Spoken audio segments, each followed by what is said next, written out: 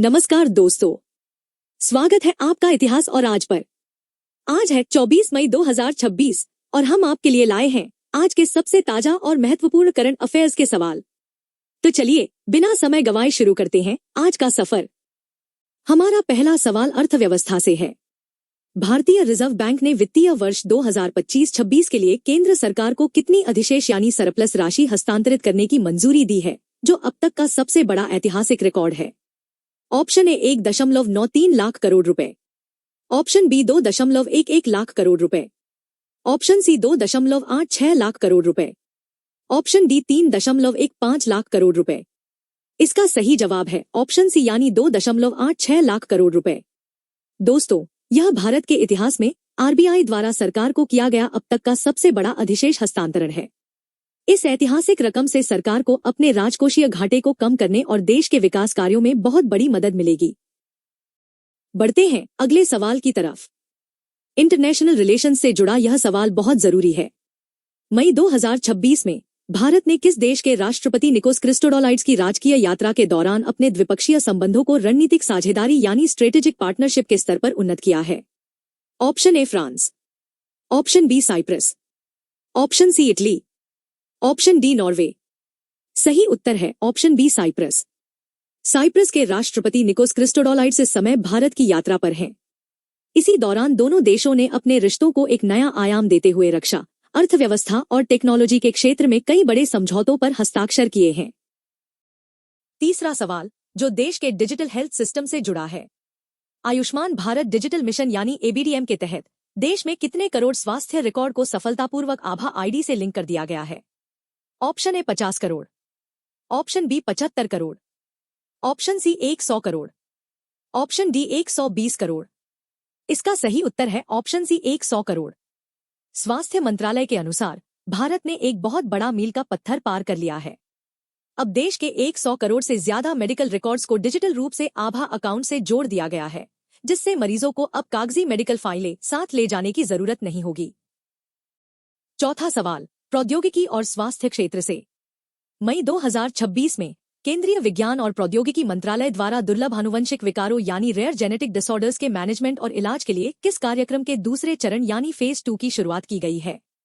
Option A उम्मीद, option B जीवन, option C शतायु, option D Abhay.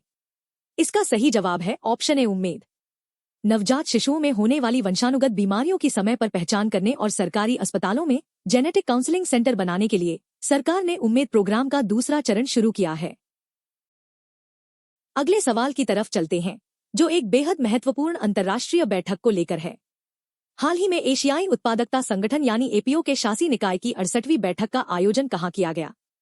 Option A Tokyo, option B New Delhi, option C Bangkok, option D Kuala Lumpur.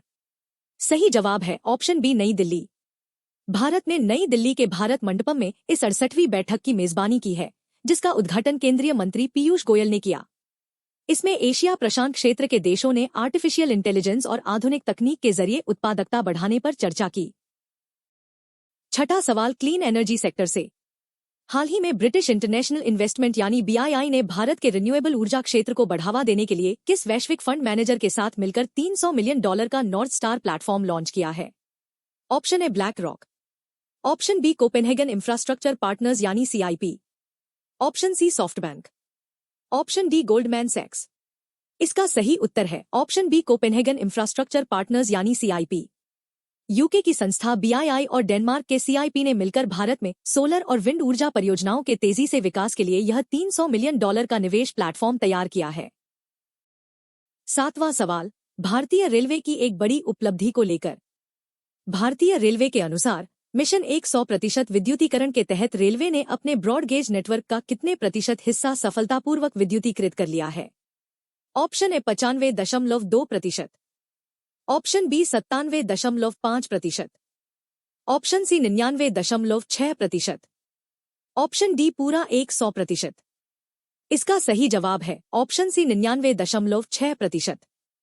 भारतीय railway ने लगभग 69,873 root kilometre का हिस्सा बिजली से जोड़ दिया है। सबसे बड़ी बात यह है कि देश के कुल 18 रेलवे जोनों में से 14 जोन अब पूरी तरह से 100% विद्युतीकृत हो चुके हैं। 8वां सवाल, वैश्विक व्यापार से जुड़ा हुआ। मई 2026 में भारत ने जिनेवा में किस देश के विश्व व्यापार संगठन यानी WTO में शामिल होने का समर्थन करने के लिए द्विपक्षीय परिग्रहण संशोधन प्रोटोकॉल पर हस्ताक्षर किए हैं? Option A Ethiopia, option B Kenya, option C Sudan, option D Somalia. सही उत्तर है ऑप्शन ए इथियोपिया।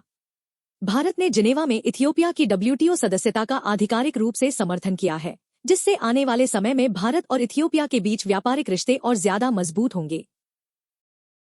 9वां सवाल, जो आज दुनिया भर में चर्चा का विषय बना हुआ है। हाल ही में चर्चा में रहा लेक करीबा, जो पानी की मात्रा के हिसाब से दुनिया का सबसे बड़ा मानव निर्मित जलाशय यानी आर्टिफिशियल झील है, किन दो देशों की सीमा पर स्थित है? ऑप्शन ए केन्या और तंजानिया, ऑप्शन बी जाम्बिया और जिम्बाब्वे, ऑप्शन सी सूडान और मिस्र, ऑप्शन डी अंगोला और नामीबिया। इसका सही जवाब है ऑप्शन बी जाम्बिया और जिम्बाब्वे। अफ्रीका महाद्वीप में इस समय पड़ रहे गंभीर सूखे के कारण इस झील का जलस्तर रिकॉर्ड स्तर पर घट गया है। यह जाम्बेजी नदी पर बनी दुनिया की सबसे बड़ी मानव निर्मित झील है, जो इन दोनों देशों की सीमा पर है।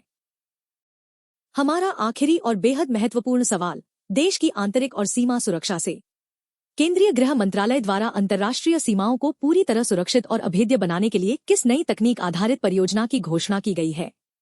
Option A smart border project, option B Kavach border project, option C सुरक्षित सीमा योजना, option D digital fence mission. सही उत्तर है option A smart border project.